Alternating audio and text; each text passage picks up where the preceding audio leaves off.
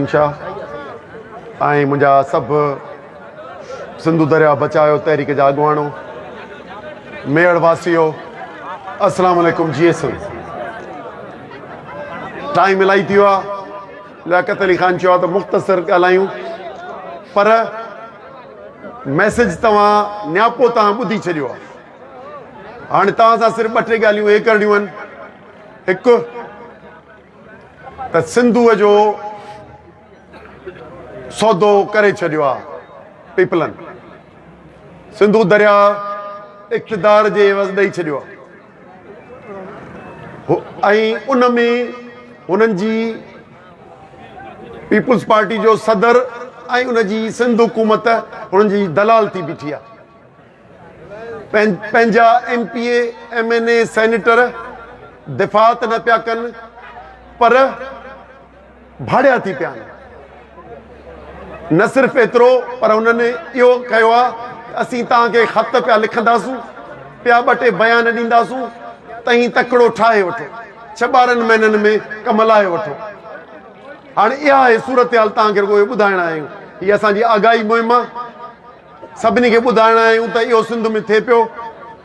असां ही 6 महीना अॻु जॾहिं ऐलान थियो, 7 महीना अॻु गॾिजी वेठासूं ऐं सलाह कईसूं त हुकूमत त सौदो करे छॾियो, वठण वारनि वठी छॾियो, ताक़तूं हिकिड़े पासे आहिनि, वर्दी ताक़त हिकिड़े पासे, वफ़ाक़ी हुकूमत हिकिड़े पासे, सिंध हुकूमत उन पासे, ऐं जीअं 1 यूनिट में भाड़िया थिया खोड़ सिंध जा मेंबर, तीअं असांजा भाड़िया थी पिया आहिनि MP MNA ऐं सेनेटर, जेके तव्हांजा बि हूंदा, मेड़ हूंदा, दादू हूंदा, तव्हांखे त मुड़ुसु माण्हू लॻंदा हुआ, पर जेको पंहिंजे वतन जे पंहिंजे माण्हुनि जी रोज़ी फुराए, पंहिंजो दरिया खपाए अचे, इन खां वॾो दलो ॿियो केरु ॾींदो?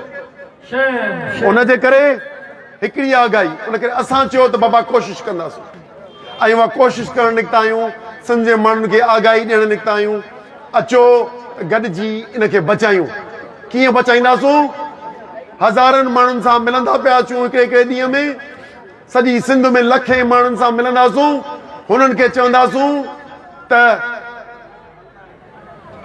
अदद जी अक्सरियत ते, ताक़त जी अक्सरियत ते असां खां सिंधू नदी फुरिजे पई। मुल्क जो आईन यरगमाल थी वियो आहे 26 आईनी तरमीम खां पोइ। साफ़िन खे पेका आइन खां पोइ तरमीम खां पोइ उन जो वात बंदि थी वियो आहे। सिंधूअ जो सौदो थी चुको आहे। जेकॾहिं सिंध जा माण्हू हिननि भाड़ियुनि जो पासो छॾीनि, पंहिंजे हक़ लाइ उथी बीहनि, असीं पुरम सियासी जदोजहद कंदासूं।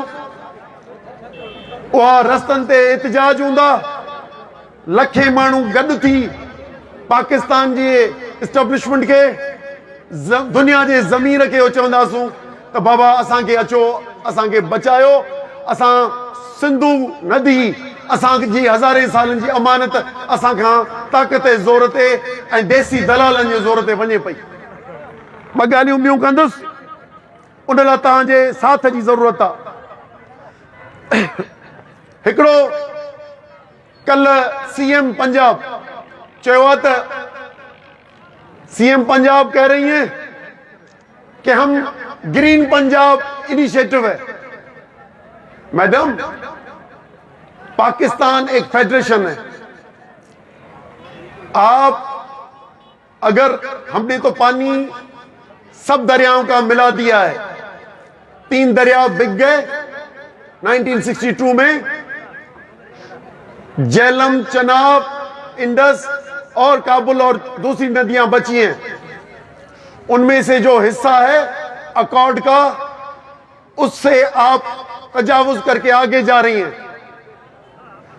इसलिए ये ग्रीन पाकिस्तान इनिशिएटिव अगर बनाना है तो अपने 37 मिलियन एकड़ फीट जो खरीफ में है और 18 मिलियन एकड़ फीट जो रबी में है उस पे बनाएं।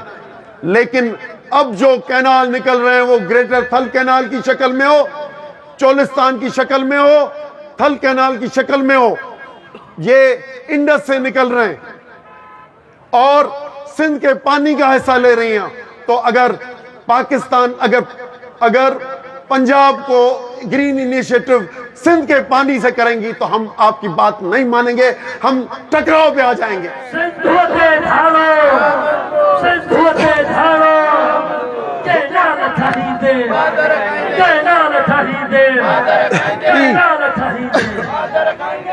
हाणे ही सभु मसलो पाण सां छो थियो आहे? देसी दलाल न हुजे, ही तव्हां MP अलाए केरु आहे, जेको बि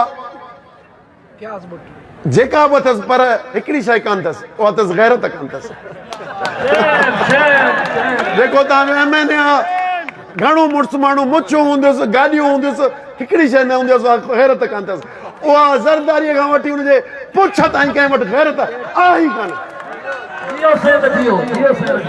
आखिरी गाल, मैंने एक तकरीर सुनी है आज, मेहरबानी हमारे दोस्त ने अभी मुझे आते हुए दी, हमारे खलीफा वर्दी ने तकरीर की है और अपना मिशन बताया कि पाकिस्तान को तरक्की के लिए ये मेरा विजन है.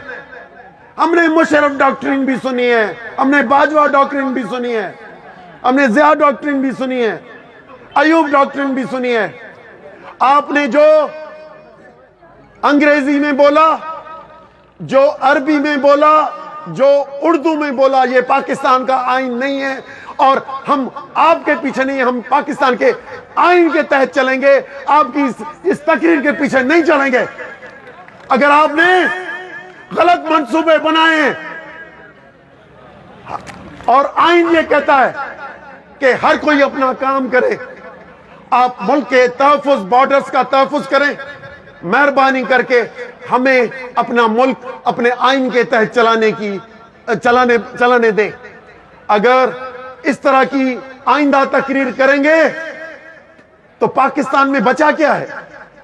मावराए आइन 6 कैनाल आपके दलाल ने अनाउंस कर दिए, ग्रीन पाकिस्तान इनिशिएटिव में प्रेसिडेंट ने. मावराए आइन यानी जिनको तहफ़्फ़ुज़ करना है, जिनको बॉर्डर संभालनी है, उन्होंने आके अपनी कंपनियां बना ली और कंपनी सरकार अब चलाएगी इकोनॉमी. तो चलें, सौदा कर लें, आप इकोनॉमी चलाओ, हम जाते हैं बॉर्डर्स में, तनख्वाह तो लो ना. इसलिए बात सीधी करें, ये अरबी, अंग्रेजी और उर्दू हम पे झाड़ने की कोशिश न करें. मुल्क चलेगा तो आइन के तहत चलेगा. अगर सिर्फ हिकिड़ी शइ रहिजी वई आहे, हाणे आइन खे केरु नथो पुछे, सदर पाकिस्तान नथो पुछे, वज़ीर आज़म नथो पुछे, असांजा चङा मुड़ुस वर्दी वारा नथा पुछनि. हवस थी पियो आहे, आइन खे मञण लाइ तयारु न आहिनि. हिकिड़ी शइ असांजी गॾु आहे, हाणे आइन न आहे त पोइ ही वफ़ाक़ कीअं, पर हिकिड़ी गॾु आहे, उहा आहे सिंधु नदी, जेका चइनी सूबनि मां लंघे थी, गॾिजी पाणी पीऊं था. ऐं उन सिंधु नदीअ खे मारीनि पिया. मोल नदी कंहिंखे चइबो आहे? जेका शुरूअ खां वहे समुंड ताईं पुछड़ी न करे, उनखे मोल नदी चयो. अगर सिंधु को भी आप डेड रिवर बनाएंगे तो फिर हमारे फेडरेशन में साथ रहने की कोई जंजीर है ही नहीं. आइन चला गया, मिल्कियत चली गई, इस रिवर को भी डेड करेंगे तो कैसे चलेगा?